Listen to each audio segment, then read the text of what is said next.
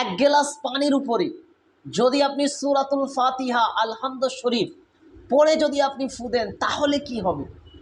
সম্মানিত শ্রোতাবিন্দু, আপনি যদি এক গ্লাস পানির উপরে সূরা ফাতিহা আলহামদুলিল্লাহ রাব্বিল আলামিন এই সূরাটি পড়ে যদি আপনি ফু দেন, তা যা ঘটবে আপনি নিজের চোখে দেখে আপনি বিশ্বাস করতে পারবেন না। আপনি নিজে অবাক হয়ে যাবেন, আশ্চর্য হয়ে যাবেন। আসসালামু আলাইকুম ওয়া রাহমাতুল্লাহি ওয়া বারাকাতুহু। আশা করি আল্লাহর অশেষ রহমতে, দয়াতে, মেহেরবানিতে আপনারা সবাই ভালো আছেন। আজকে আমি আপনাদের মধ্যে এক গ্লাস পানির উপরে সূরাতুল ফাতিহা আলহামদুল শরীফ পড়ার ফজিলত এবং পড়লে কি কি ঘটনা ঘটতে পারে এবং এর কি কি বেনিফিট রয়েছে, এইটার থেকে আপনি কি কি উপকারিতা পাবেন সেটা নিয়ে আমি বিস্তারিতভাবে আলোচনা করব। তার জন্য ভিডিওকে স্কিপ না দিয়ে সম্পূর্ণ ভিডিওটিকে দেখবেন এবং আমি যেই নিয়মে যেইভাবে আপনাদেরকে বলে দেব ঠিক সেই নিয়মে সেইভাবে আপনি যদি করেন, ইনশাআল্লাহ আমি যতগুলি ফজিলতের কথা, যতগুলি বেনিফিটের কথা, যতগুলি আলোকিত ঘটনা আপনাদেরকে বলবো, ইনশাআল্লাহ সবগুলো A to Z মিলে যাবে। সম্মানিত শ্রোতাবিন্দু, কিছুদিন পূর্বে আমি বিদেশি নিউজ পড়ছিলাম। সেখানে এক বিদেশি জাপানের এবং জার্মানি এই দুটা দেশের দুইজন নামিদামি বৈজ্ঞানিক তারা কোরআনকে নিয়ে রিসার্চ করেছেন যে মুসলমানরা কোরআন করে, কোরআনের মধ্যে আছে কি।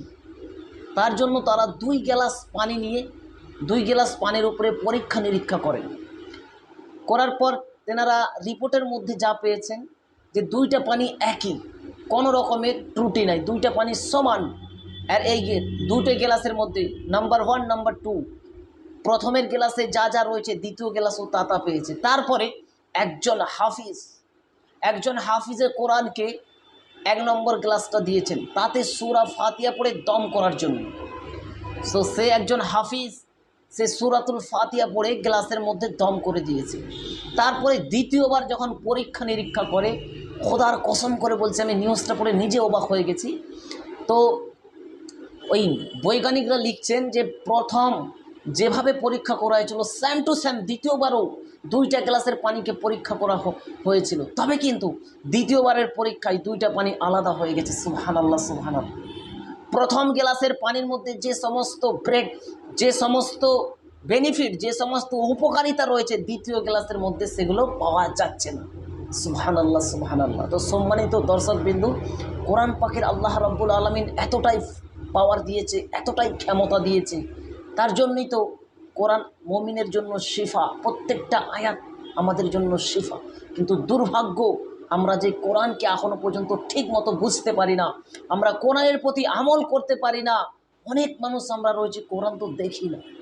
আল্লাহ তাবারক তাআলার কাছে দোয়া করি, আমাকে আপনাকে সবাইকে যেন আমাদেরকে কোরআন বোঝার এবং সহিভাবে পড়ার, কোরআনের প্রতি আমল করার তৌফিক দান করেন এবং আমাদেরকে কোরআনের প্রত্যেকটি বেনিফিট যেন আমরা নিতে পারি, আল্লাহ সেই সুযোগ করে দেন। আমিন ইয়া রাব্বুল আলামিন।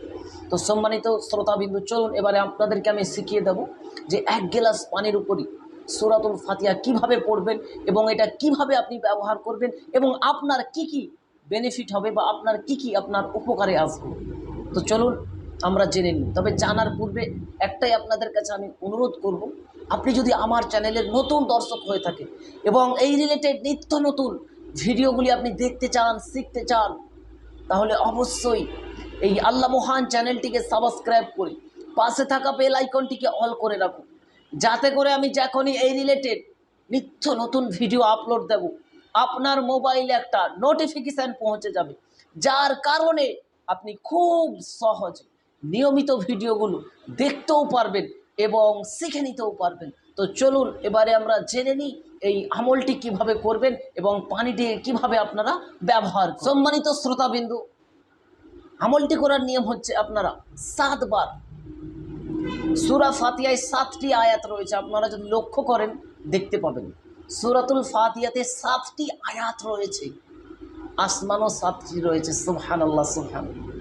তো এই সূরাতুল ফাতিহা আপনারা 7 বার, 1 গ্লাস পানি নেবেন, 1 গ্লাস পানির উপরে আপনারা 7 বার সূরাতুল ফাতিহা পড়ে তেলাওয়াত ফু দিয়ে দিবেন, বাস পাক পবিত্র হয়ে পাক পবিত্র লেবাস পরিধান করে ওযুর সহিত আপনারা এক গ্লাস পানির উপরে 7 বার সূরাতুল ফাতিহা, বিসমিল্লাহির রহমানির রহিম, আলহামদুলিল্লাহি রাব্বিল আলামিন, আর রহমানির রহিম, মালিকি ইয়াউমিদ্দিন, ইয়্যাকা না'বুদু ওয়া ইয়্যাকা নাস্তাঈন, ইহদিনাস সিরাতাল মুস্তাকিম, সিরাতাল লাযীনা আন'আমতা আলাইহিম গায়রিল মাগদুবি আলাইহিম ওয়ালাদ-দাল্লিন। বিসমিল্লাহ সহি আপনারা 7 বার সূরাতুল ফাতিহা পড়ে এক গ্লাস পানির উপরে দম করে দেবেন। প্রথম ও শেষে 3 বার করে দরুদে ইব্রাহিম অথবা যে কোনো দরুদে পাক, যেমন সাল্লাল্লাহু আলাইহি ওয়াসাল্লাম, এই দরুদটা প্রথমে 3 বার এবং শেষেও 3 বার পড়ে আপনি এক গ্লাস পানির উপরে ফু দিয়ে দেবেন। ঠিক আছে, আবারও আমি ভালো করে বলছি, প্রথমে 3 বার দরুদ শরীফ পড়বেন, তারপরে 7 বার সূরাতুল ফাতিহা পড়বেন, তারপরে আবারও 3 বার দরুদ শরীফ পড়ে আপনি পানিতে 3টা ফু দিয়ে দিবেন। আপনার পানি রেডি। এবারে আপনি কি কেমন করে ব্যবহার করবেন, কি আপনি উপকার পাবেন সেটা আমি বলে দিই। যেসব আমার ভাইয়েরা, যেসব আমার ভাইদের ঘন ঘন স্বপ্ন দোষ হয়, যেসব আমার ভাইদের ঘন ঘন নাইট ফস হয়ে যায় বা স্বপ্ন দোষ হয়ে যায়, ঠিক আছে, তেনারা যদি নিয়মিত ঘুমানোর পূর্বে এই আমলটি করে যদি আপনি শন বা এই পানি পোড়া করে যদি পানিতে সূরা ফাতিহার আমলটি করে যদি পানিটিকে পান করে আপনি ঘুমান, ইনশাআল্লাহ আপনার স্বপ্ন দোষ আর হবে না। ঠিক আছে, আপনার ঘন ঘন যে স্বপ্ন দোষটা হচ্ছিল সেটা বন্ধ হয়ে যাবে।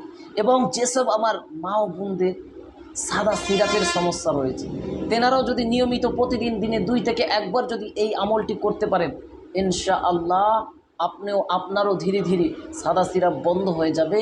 আল্লাহ রাব্বুল আলামিন আপনাকে এই রোগ থেকে মুক্তি আতা করে দেবে। সুবহানাল্লাহ, সুবহানাল্লাহ।